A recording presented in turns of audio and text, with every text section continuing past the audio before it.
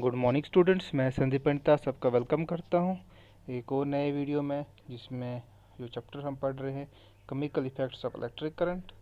तो उसका एक इम्पॉर्टेंट पार्ट जो है आज मैं आपके सामने लेके आया हूं, वो है इलेक्ट्रोलिसिस। तो इस वीडियो में हम देखेंगे इलेक्ट्रोलिसिस क्या होता है। इलेक्ट्रोलिसिस जो है एप्लीकेशन है किसका, इलेक्ट्रोप्लेटिंग का। तो शुरू करते हैं आज का वीडियो। एप्लीकेशन ऑफ इलेक्ट्रोलिसिस, आप देखते हैं आपने पढ़ा है इलेक्ट्रोलिसिस। तो इलेक्ट्रो का मतलब होता है इलेक्ट्रिक करंट, जब इलेक्ट्रोप्लेटिंग, और दूसरा है इलेक्ट्रो रिफाइनिंग। इलेक्ट्रोलिसिस का दो एप्लीकेशंस है, इलेक्ट्रोप्लेटिंग में यूज़ होता है और इलेक्ट्रो रिफाइनिंग में यूज़ है। आपको पता है इलेक्ट्रोलिसिस कैसे होता है, जब एक सबस्टेंस होता है, मानो एक सबस्टेंस ए बी है, जब इसमें इलेक्ट्रिक करंट पास करते हैं तो ये डिसोसिएट होता है इनटू आयंस, पॉजिटिव आयंस और नेगेटिव आयंस में, और केमिकल रिएक्शन टेक प्लेस होती है। तो इलेक्ट्रोप्लेटिंग में भी केमिकल रिएक्शन होती है और इलेक्ट्रोप्लेटिंग में भी केमिकल रिएक्शन होती है। अब देख सकते हैं यहाँ पे एक सेल बनाई है, सेल जो बनाई होती है, इसमें सेल जो है इलेक्ट्रोलिटिक सेल किसे कहते हैं। इसमें एक जो है कॉपर की एक लिया गया है कि एक स्पून जो है, ये दूसरा लिया गया है स्पून। तो ये कॉपर की प्लेटिंग इस स्पून के ऊपर चढ़ानी है, उस प्रोसेस को कहते हैं इलेक्ट्रोप्लेटिंग। आप देखते हैं यहाँ सोल्यूशन जो यूज़ किया गया है, वो यूज़ किया गया है कॉपर सल्फेट सोल्यूशन। याद रखिए जो सोल्यूशन यहाँ पे यूज़ किया है कॉपर सल्फेट सोल्यूशन, उस प्रोसेस को बोलते हैं इलेक्ट्रोप्लेटिंग। इलेक्ट्रोप्लेटिंग में मतलब डिज़ायर्ड मेटल जो होता है, डिज़ायर्ड मेटल को की कोटिंग की जाती है किसके ऊपर, आर्टिकल के ऊपर, किसी भी चीज़ इसके ऊपर चाहिए हमें उसके ऊपर इलेक्ट्रोप्लेटिंग की जाती है। तो हम बात कर रहे हैं इलेक्ट्रोप्लेटिंग की। तो इलेक्ट्रोप्लेटिंग क्या होती है, एक ऐसी प्रोसेस होती है जिसमें डिज़ायर्ड मेटल जो होता है किसी आर्टिकल के ऊपर चढ़ाया जाता है। जैसे कि आपने देखा हो कश्मीरी में बहुत सारे बर्तनों की वो इलेक्ट्रोप्लेटिंग की जाती है। दूसरी प्रोसेस है इलेक्ट्रो रिफाइनिंग। अब इलेक्ट्रो रिफाइनिंग में क्या होता है, आप देखते हैं ज़मीन से हमें बहुत सारे ओर्स मिलते हैं, ठीक है। तो ओर जो होते प्योर फॉर्म में नहीं होते हैं, तो उसमें जो मेटल जो हो, और से जो मेटल एक्सट्रैक्ट किया जाता है उसमें बहुत सारी प्रोसेसेस होती है। उसमें एक्सट्रैक्ट कर प्योर फॉर्म में मेटल को एक्सट्रैक्ट करने के लिए उसमें बहुत सारी इम्प्यूरिटीज़ होती है, और इम्प्यूरिटीज़ को बाहर निकालने के लिए बहुत सारी प्रोसेसेस होती है। उन प्रोसेसेस का एक सब पार्ट जो है वो है इलेक्ट्रो रिफाइनिंग। इलेक्ट्रो रिफाइनिंग उसका एक सब पार्ट है। अब इलेक्ट्रोप्लेटिंग क्या होता है, इलेक्ट्रोप्लेटिंग मैंने आपको कहा कि electro plus plating, electro means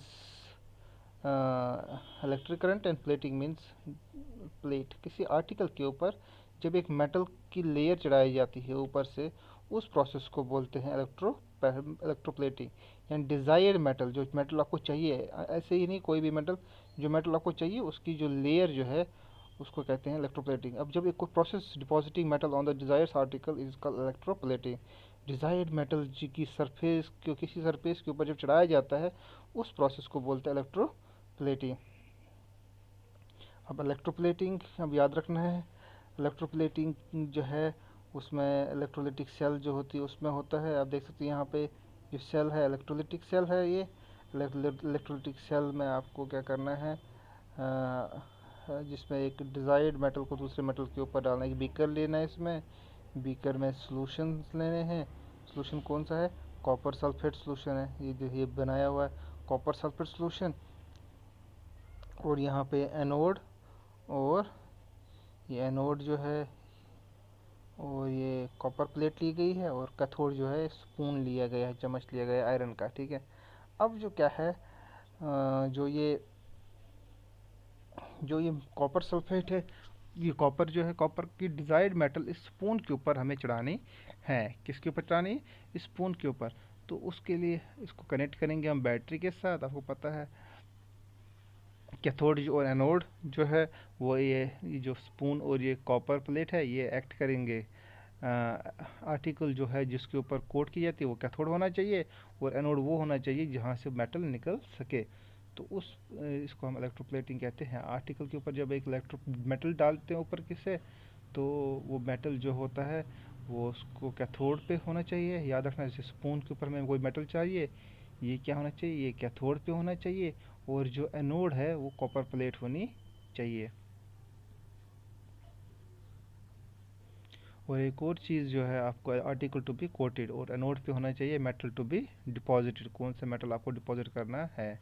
और तीसरी बात जो है, इम्पोर्टेंट बात है, इलेक्ट्रोलाइट जो होना चाहिए, जो इसमें इलेक्ट्रोलाइट यूज़ किया गया है, कॉपर सल्फेट है तो वो साल्ट होना चाहिए, जो भी आपको कोट करना है, हमें कोट करना है कॉपर, तो हमें कॉपर सल्फेट का सोल्यूशन ले सकते हैं, मगर आपको पता होना चाहिए जो मेटल है उसका ही साल्ट होना चाहिए।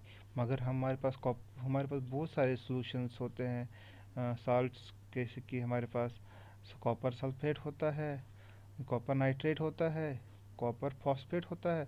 तो मगर हम क्या इसमें लेंगे, हम इसमें जो है कॉपर सल्फेट वही ले लेंगे। तो इस तरीके से ये आपका इलेक्ट्रोप्लेटिंग के बारे में था थोड़ा सा। तो इसमें डिज़ाइन,